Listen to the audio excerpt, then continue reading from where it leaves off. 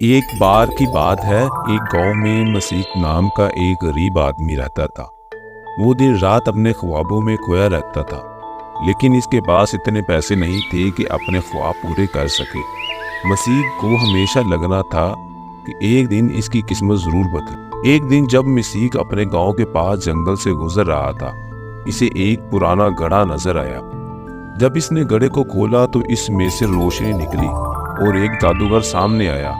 जादूगर ने मसीह से कहा, तुमने मुझे आज़ाद किया है, इसलिए मैं तुम्हें एक इनाम दे रहा हूँ। तुम्हारी जो भी ख्वाहिश है वो पूरी हो सकती है। मसीह ने थोड़ी देर सोचा और कहा, मुझे अमीर बनना है। जादूगर ने अपनी छड़ी घुमाई और मसीह के हाथ में सोना आ गया। मसीह अब अमीर हो चुका था। इसने अपने लिए एक बड़ा महल बनवाया और इसके पास कई नौकर और सवारियों का इंतजाम हो गया। वो एक अमीर आदमी बन चुका था।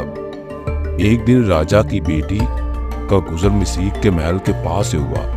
राजकुमारी ने जब इसके महल को देखा तो वो बहुत मुतासर हुई। जब इसने मसीह से मुलाकात की तो दोनों एक दूसरे को पसंद करने लगे। जल्द ही राजा को ये बात मालूम हुई और इसने मसीह को अपने महल में बुलाया।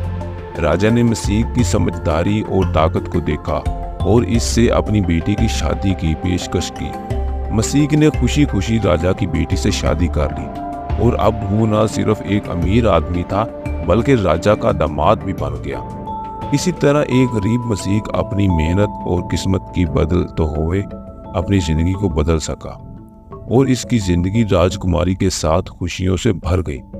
इस कहानी से हमें सबक मिलता है कि किस्मत और मेहनत दोनों मिलकर ख्वाबों को हकीकत में बदलते हैं।